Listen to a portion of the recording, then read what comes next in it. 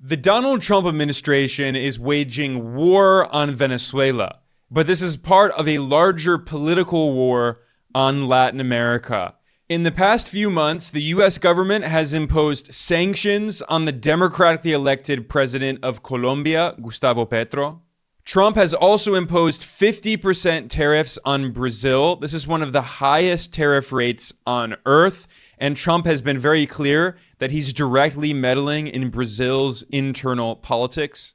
Moreover, Trump has repeatedly claimed that he's going to take over the Panama Canal and colonize this important geostrategic territory in blatant violation of the sovereignty of Panama. And Trump has been openly interfering in elections in Latin America. For instance, the Trump administration offered $40 billion in a bailout to try to save Argentina's right-wing libertarian president, Javier Milei, who's a close Trump ally. So today I'm going to be explaining why Donald Trump is so aggressive in Latin America and what the real goals of the U.S. empire are. Because what we're talking about is blatant imperialism or even neo-colonialism. The U.S. empire is trying to impose its hegemony in the entire Western Hemisphere and especially in Latin America. And Trump is very clear that he wants to steal the natural resources of countries in the region so U.S. corporations can exploit those resources and make lots and lots of money. Venezuela. How about we're buying oil from Venezuela?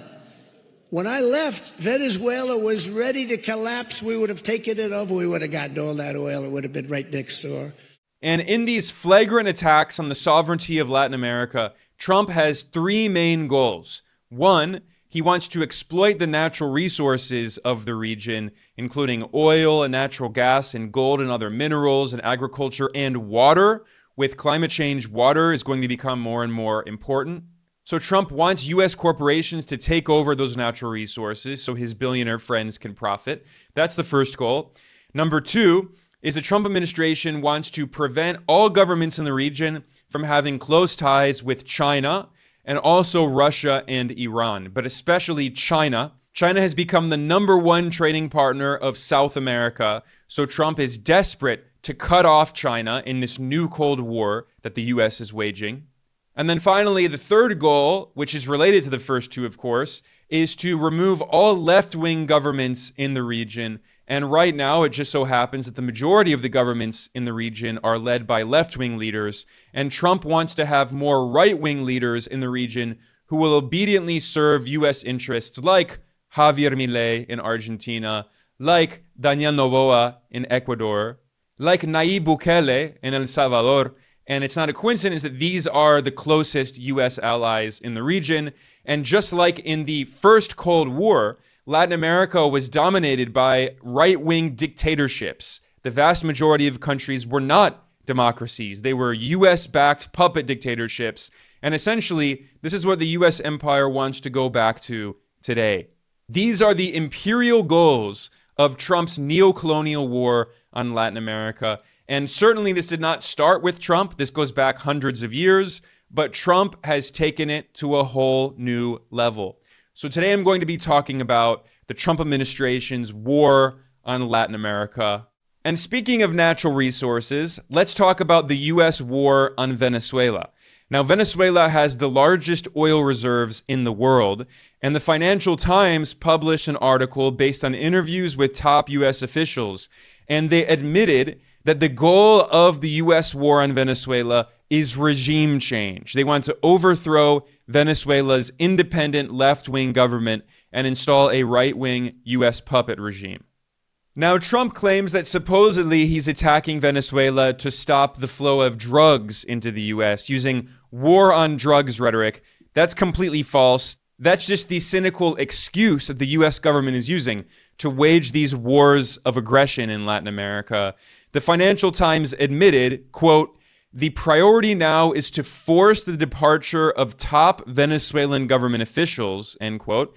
And they made it clear that the Trump administration is making plans to potentially kill Venezuela's constitutional president, Nicolas Maduro. The Financial Times noted that there is the, quote, "clear threat that if Maduro and his inner circle cling to power, the Americans may use targeted military force to capture or kill them, end quote. So this is blatant neo-colonialism like we saw in the 19th century.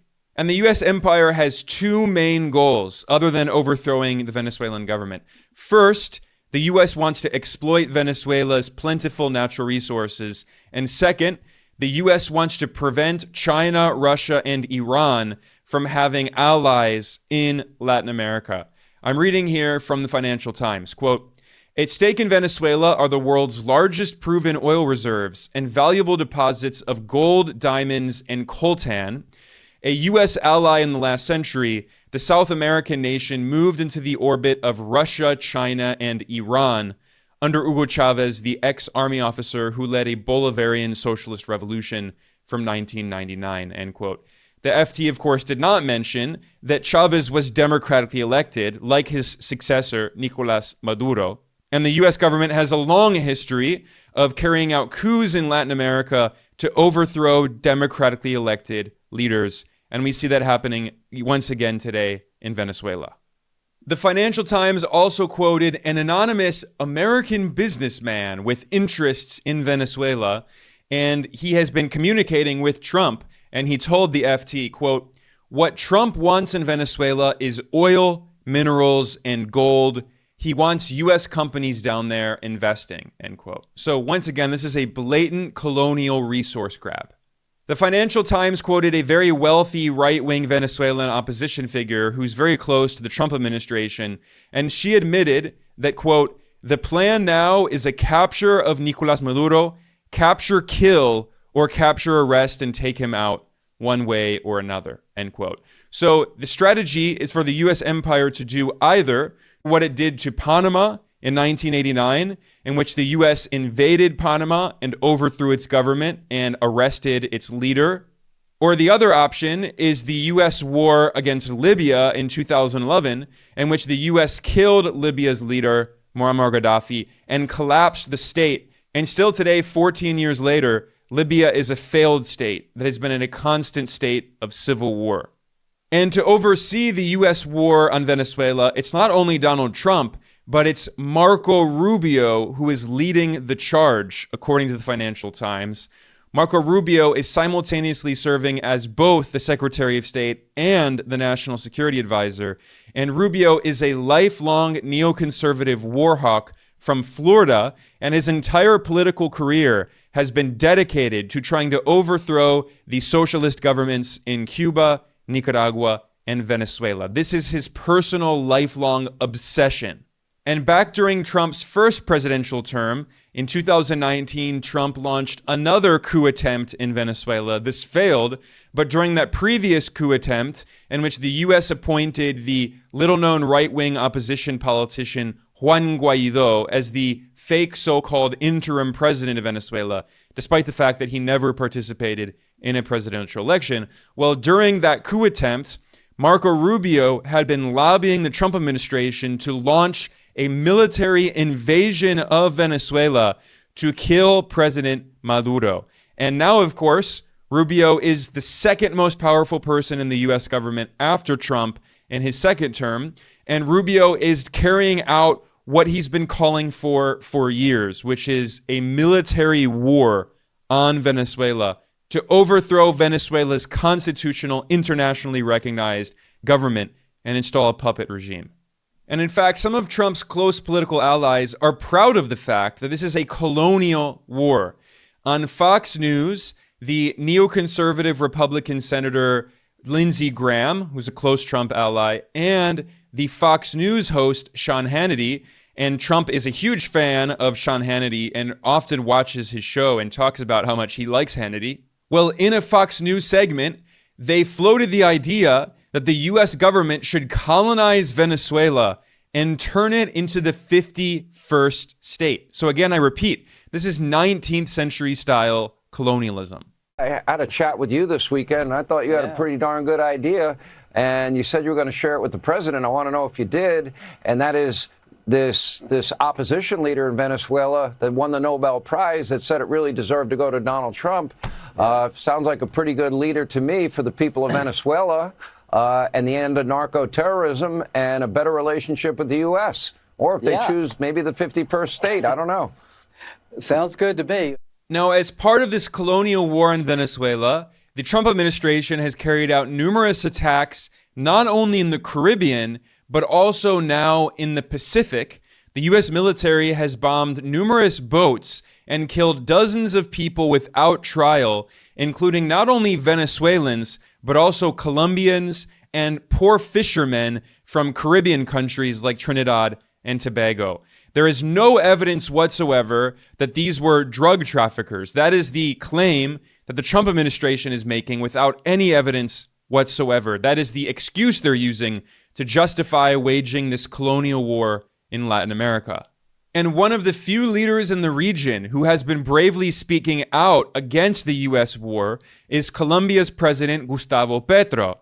He has warned that the U.S. government is threatening to drag the entire region into a larger conflict and set Latin America on fire. And in response, the Trump administration has expanded its war that started on Venezuela, and now the Trump administration is also targeting Colombia, and the U.S. Treasury has imposed sanctions on the democratically elected sitting president of Colombia, Gustavo Petro. This is a blatant violation of the sovereignty of Colombia and its elected government. And this came after an angry post that Trump posted on his Twitter copy website, Truth Social, in which he attacked Colombia's president and he repeatedly misspelled the name of the country. It's Colombia with an O, but Trump repeatedly wrote Columbia with a U, like the university in New York City. And while misspelling the name of the country, Trump falsely claimed without any evidence that supposedly Petro is a, quote, illegal drug leader, end quote. This is completely false, and this is a blatant attack, once again, on the democratically elected sitting president of a foreign country. This is blatant imperialism.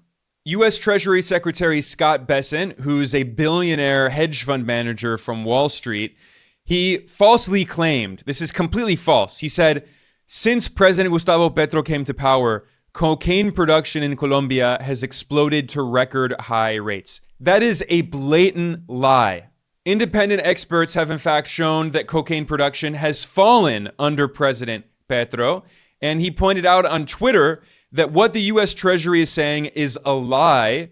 Coca leaf cultivation under his government has been falling. He reduced rates from 13% in 2022 to 9% in 2023 to 3% in 2024.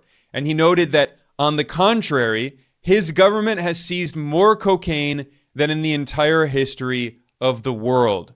In fact, cocaine production grew very significantly in Colombia under the previous right-wing president, Iván Duque, who was a close U.S. ally and a personal friend of Donald Trump.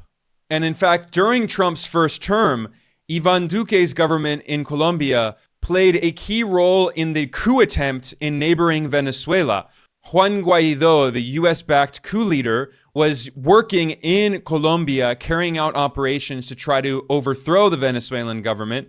And in May 2020, there was a botched invasion of Venezuela carried out by mercenaries who were trained by U.S. Army Special Operations Forces in northern Colombia.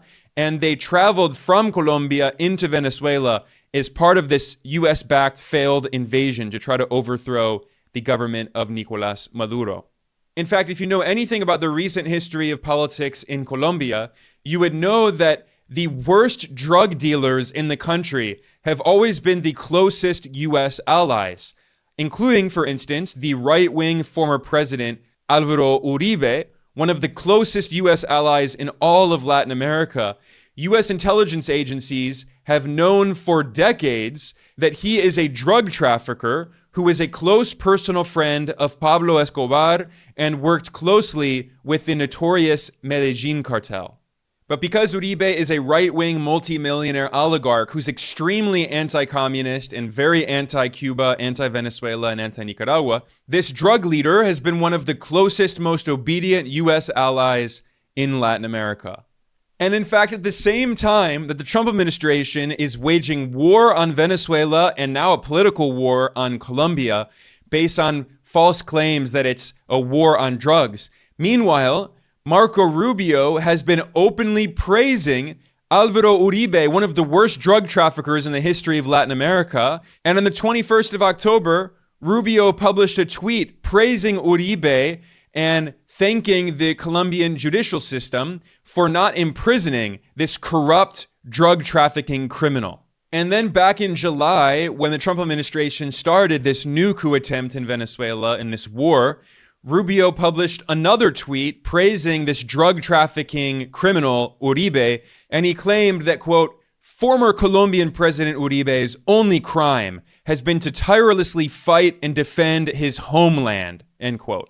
This is completely absurd. The U.S. government has known for decades, according to declassified U.S. cables, that Uribe is a drug lord who works closely with cartels. And we've also known for decades that Uribe has worked closely with right-wing death squads in Colombia who have killed left-wing leaders and labor leaders and land defenders and indigenous leaders on behalf of large corporations who want to get access to land and resources in Colombia, and they want to kick the poor and indigenous people living off that land, and they use violence, and they use death squads and paramilitary groups, which have been closely linked to Uribe and his criminal gang, which again are the closest U.S. allies in Latin America. And in fact, one of the family ranches of Uribe was used as a base for a death squad. We've known this all for decades. He's one of the worst criminals in Latin America. So this war that Donald Trump is waging on Latin America has nothing to do with drugs. The so-called war on drugs was always a cynical excuse used by the U.S. empire to justify interfering in the internal affairs of foreign countries, and we see the same thing happening again today. And I have to add an interesting little note here, which is that apparently President Gustavo Petro of Colombia agrees with me, because this is something that I tweeted. I said the blatant attack on Colombia's sovereignty has nothing to do with drugs and everything to do with imperialism. And Gustavo Petro followed me on Twitter and he retweeted this tweet, which apparently means that he agrees at least partially with this analysis that I'm making today, which is that the Trump administration is using the so-called war on drugs as a cynical excuse in order to wage a neo-colonial war on Latin America to try to reimpose hegemony in the Western Hemisphere. And the U.S. empire sees Gustavo Petro as a threat to U.S. dominance in the region because historically, Colombia was the single most important U.S. ally in Latin America. And under Gustavo Petro, who's the first ever left-wing president of Colombia, the country has been pursuing a more independent foreign policy. And in fact, under the leadership of Gustavo Petro, Colombia has now boosted its ties with China and has joined China's global infrastructure project, the Belt and Road Initiative. This has terrified the U.S. empire, and hawkish U.S. think tanks are warning that China's influence in Latin America is growing, and this is one of the main reasons why the Trump administration is being so aggressive in Latin America, trying to recolonize the region. And essentially what the Trump administration is telling the region is that it cannot have close relations with China and also Russia and Iran. Now, during the first Cold War, China did not really have relations with most countries in Latin America. However, in the past 20 years, China's economic relations with Latin America have grown significantly. And in fact, today, China is now the #1 trading partner of South America and Central America. Now, there are a few exceptions to this. One is, of course, Mexico, which is the southern neighbor of the U.S., and over 80% of Mexico's exports go to the U.S. They have a free trade agreement. So Mexico is kind of an outlier. But if you exclude Mexico, Latin America's largest trading partner is China. If you look at South America, China is already the #1 trading partner of Brazil, Venezuela, Peru, Chile, Argentina, Bolivia. But Colombia still does more trade with the US because historically Colombia was dominated by these right-wing oligarchs who were very corrupt and linked to drug trafficking, but they made sure that everything in the Colombian economy revolved around exporting to the US and buying imports from the US. Well, that situation has been changing, and it's likely that if Colombia goes in a more independent direction, in a few years, China will be the number one trading partner of Colombia as well, which is another reason why the Trump administration is being so aggressive against Colombia, because the US wants to meddle in Colombia's internal affairs, because an election in Colombia is coming up in May of 2026, in just several months, and the Trump administration is desperate to put back in power a right-wing, multimillionaire, oligarchic puppet who will serve U.S. interests at the expense of the Colombian people, and of course the interests of U.S. corporations who want to exploit the resources of the countries in the region. Like Venezuela, Colombia has a lot of natural resources, and it's a major producer of oil. So Trump is blatantly meddling in Colombia's internal affairs as its election comes up in several months, and he's sending a message to not only politicians in Colombia, but across Latin America, that if you don't obediently do what the U.S. empire wants, the U.S. will impose sanctions on you, try to carry out a regime change operation, or even militarily attack you and threaten to kill you, like what Trump is doing to Venezuela right now. And what all of this shows is how the Trump administration is bringing back a colonial doctrine that is more than 200 years old. We're talking about the Monroe Doctrine, which was declared in 1823, in which the U.S. empire, which was just starting to expand at the time, essentially declared that all of Latin America was its imperial backyard, in scare quotes. And the Wall Street Journal published a very interesting article based on interviews with top U.S. government officials who are referring to this as the Monroe Doctrine. This is how the Wall Street Journal described this colonial Monroe Doctrine, treating the Western Hemisphere, quote, as an extension of the U.S. homeland where Washington will act unilaterally to root out perceived enemies, loyalty is rewarded and defiance can carry a price, end quote. And this is exactly what we've seen.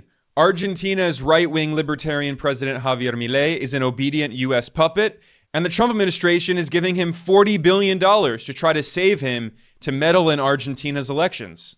But then independent leaders who stand up to the U.S. empire and who defend their country's sovereignty face severe punishment. So the U.S. is trying to kill the Venezuelan president, Nicolás Maduro, and the U.S. just imposed sanctions on Colombia's president, Gustavo Petro. So this is what U.S. government officials refer to as the Monroe Doctrine. And the Wall Street Journal noted that U.S. Southern Command, which is the part of the U.S. military that oversees operations in Latin America, Southern Command, or SOUTHCOM, has found itself on the front line with more resources and a vastly expanded mission. And this report noted that half of the countries visited so far by Secretary of State Marco Rubio have been in Latin America and the Caribbean. And in fact, the first trip that Marco Rubio took abroad as Secretary of State was to Panama, where he threatened Panama. He visited the Panama Canal and said that the U.S. wants to take it over. And the Trump administration forced Panama to withdraw from China's global infrastructure project, the Belt and Road Initiative, which they're now trying to force other countries in Latin America to leave as well.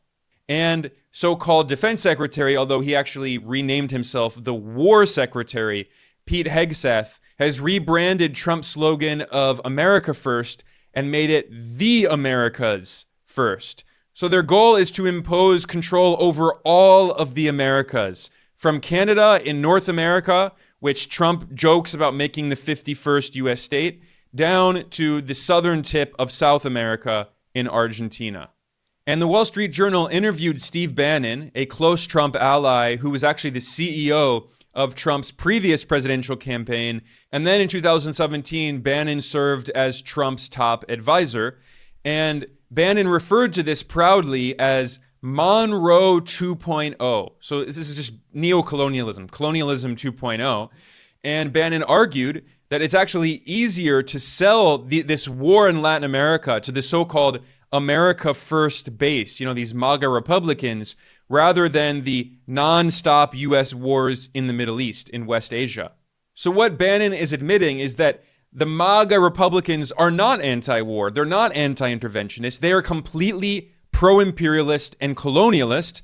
They simply want to change the target. And instead of war on Russia, they want war on Latin America. And the Wall Street Journal pointed out this is not new.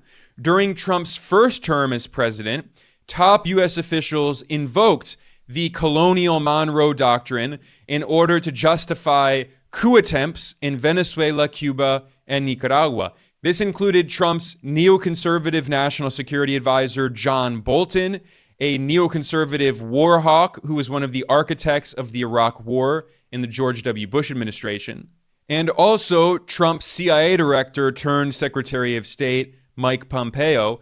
Both of those neocons invoked the Monroe Doctrine during the coup attempt that Trump carried out during his first term against Venezuela. And in fact, John Bolton boasted on CNN that it was a coup attempt. One doesn't have to be brilliant to attempt a coup. I disagree with that. As somebody who has helped plan coup d'etat, not here, but other places, it takes a lot of work. I do want to ask a follow-up.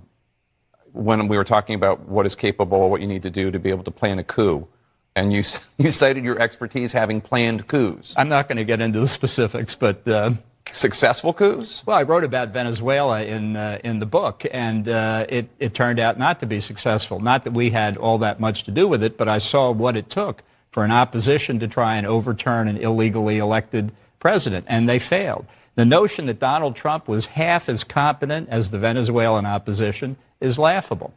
But I think there's another... I feel like there's other stuff you're not telling me, though. I'm sure there is. So the Wall Street Journal has described Trump's war on Latin America as his new war on terror, in scare quotes. And just like the first so-called war on terror, this is also a cynical imperial war based on lies. It's not actually about terror. Like the war on drugs was not actually about drugs. This is about imperialism. And the Wall Street Journal pointed out that Trump has also been rewarding obedient U.S. puppets in Latin America, like, for instance, El Salvador's right-wing leader, Nayib Bukele, and Argentina's U.S. puppet leader, Javier Milei. And I was surprised to see that the Wall Street Journal even quoted part of the speech that was given by Bolivia's left-wing president, Luis Arce, at the United Nations General Assembly this year, 2025, in which he warned of the return of Monroeism that, quote, asserts that the Americas belong to the North Americans, creating conditions for a new moment of neo-colonialism, end quote. That was the warning made by Bolivia's president, Luis Arce. And of course, in 2019, the first Trump administration backed a violent coup in Bolivia that overthrew Bolivia's democratically elected socialist president, Evo Morales.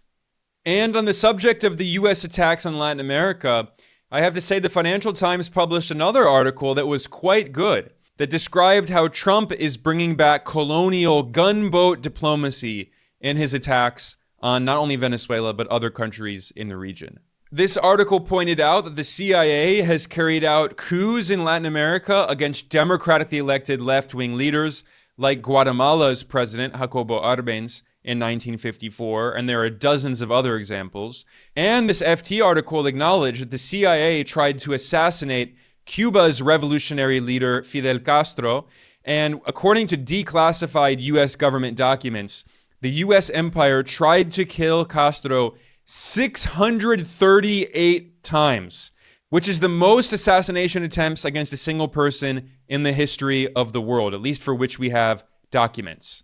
So this is the reign of terror that the U.S. empire has carried out in Latin America. And the Financial Times cited research done by a historian at Columbia University in New York who found that between 1898 and 1994, the U.S. constantly intervened in Latin America and overthrew at least 41 governments in 100 years. And since 1994, the U.S. interventions in Latin America have only increased. In fact, according to data published by the U.S. government, The U.S. military has intervened in every single country in Latin America except French Guiana, which is a French colony located in the northern part of South America. But the U.S. military has been engaged nonstop in this region for centuries, and the U.S. military has invaded many countries, including within recent memory, Panama and Grenada, and basically Nicaragua. The CIA carried out a terror war on Nicaragua in the 1980s, like the terror war we see being carried out against Venezuela today. The Financial Times also importantly pointed out that in the 1840s, U.S. colonialists invaded Mexico in a war of aggression, and the U.S. empire stole half of Mexico's territory. They colonized the northern half of Mexico, including the present-day U.S. states of California, Arizona, Texas, Nevada, Utah, and New Mexico. That's why it's called New Mexico, because it was part of Old Mexico until the U.S. colonial war of aggression against Mexico from 1846 to 1848.